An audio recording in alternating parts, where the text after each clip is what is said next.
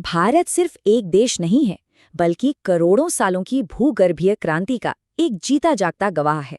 ये एक ऐसे भूभाग की महागाथा है जिसने एक, कह सकते हैं, अविश्वसनीय सफर तय किया है। चलिए इस कहानी में जरा गहराई से उतरते हैं।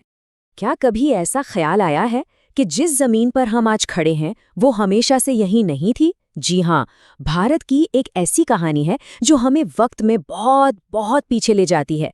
एक ऐसे जमाने में जब दुनिया का नक्शा आज जैसा बिल्कुल भी नहीं था।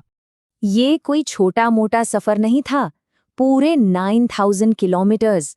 भारतीय भूभाग ने अकेले इतनी लंबी अविश्वसनीय दूरी तय की है। सच कहें तो ये धरती के इतिहास में किसी महाद्वीपीय टुकड़े की सबसे लंबी और सबसे नाटकीय यात्राओं में से एक थी। एक ऐसा सफर जिसने सब कुछ बदल कर रख दिया।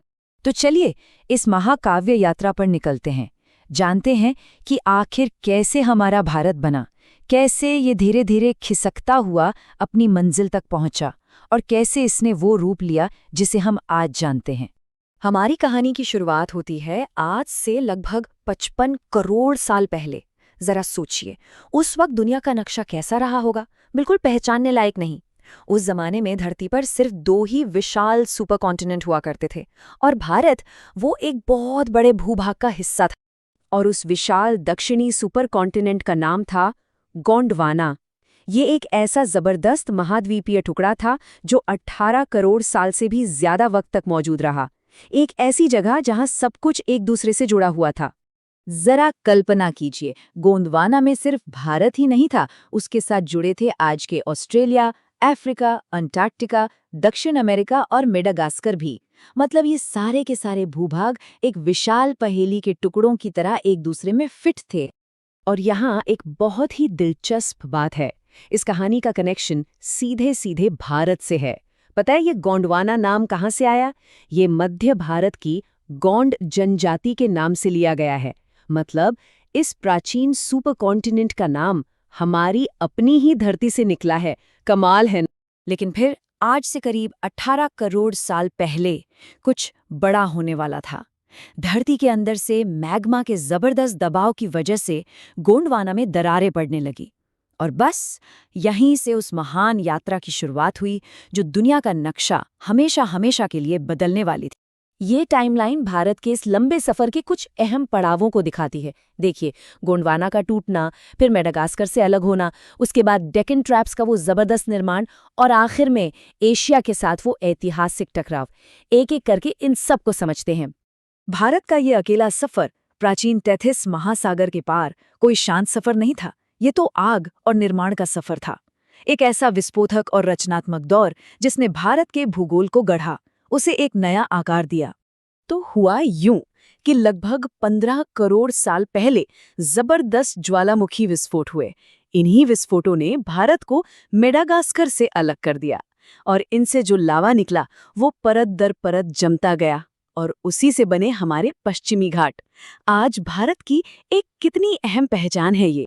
और देखिए, पश्चिमी घाट का बनना सिर्फ कुछ पहाड़ों का खड़ा हो जाना नहीं था। नहीं, इससे बहुत कुछ बड़ा हुआ। इसने भारत की जीवन रेखा यानी हमारे मॉनसून को जन्म दिया। ये ऊंचे ऊंचे घाट अरब सागर से आने वाली नमी भरी हवाओं के लिए एक दीवार की तरह काम करते हैं। हवाएं इनसे टकराकर ऊपर उठती हैं, ठंडी होती हैं और फिर पूरे इलाके में जमकर बारिश करती हैं। लेकिन सफर अभी रुका नहीं था। भारत की प्लेट आगे बढ़ती रही और लगभग 6 करोड़ साल पहले ये रीयूनियन हॉटस्पॉट के ठीक ऊपर से गुजरी। हॉटस्पॉट मतलब जमीन के नीचे आग का एक फव्वारा समझे। और जब ऐसा हुआ तो हुए जबरदस्त ज्वालामुखी विस्फोट। इन्हीं से बने डेक्कन ट्रैप्स, जो आज भी धरती की सबसे बड़ी ज्वालामुखी संरचनाओं में से एक हैं। और ये एक ऐसा अविश्वसनीय संयोग था जिसे सुनकर हैरानी होती है। एक तरफ दुनिया के दूसरे कोने में मेक्सिको के पास एक बहुत बड़ा एस्ट्रॉइड धरती से टकराया और लगभग उसी वक्त भारत में डेक्कन ट्रैप्स के ज्वालामुखी आग उगल रहे थे।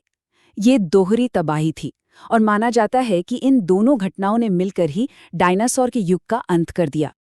अब हम पहुंचते हैं इस कहानी के क्लाइमैक्स पर, एक ऐसी घटना जिसने सिर्फ भारत ही नहीं बल्कि पूरे एशिया और दुनिया का चेहरा हमेशा के लिए बदल दिया।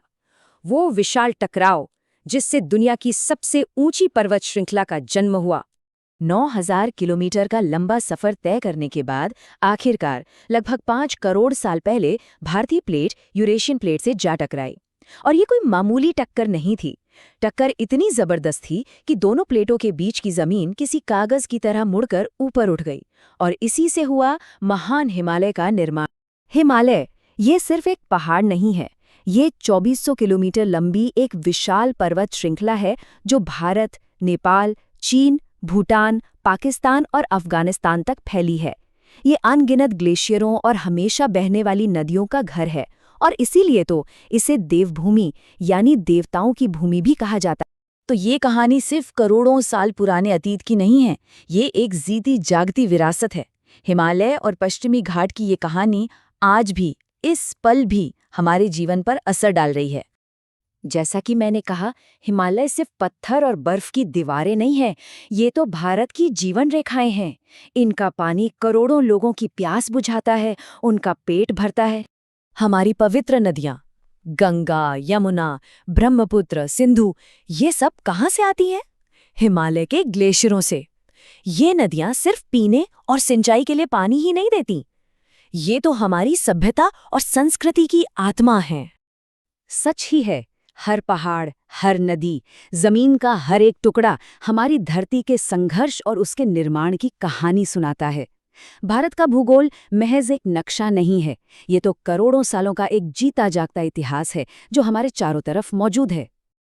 तो अगली बार जब किसी नदी को बहते हुए देखें या किसी ऊंचे पहाड़ पर नजर पड़े, तो एक पल के लिए रुक कर जरूर सोचिएगा कि क्या हम सिर्फ कुदरत का एक नज़ारा देख रहे हैं या फिर करोड़ों सालों से लिखी जा रही एक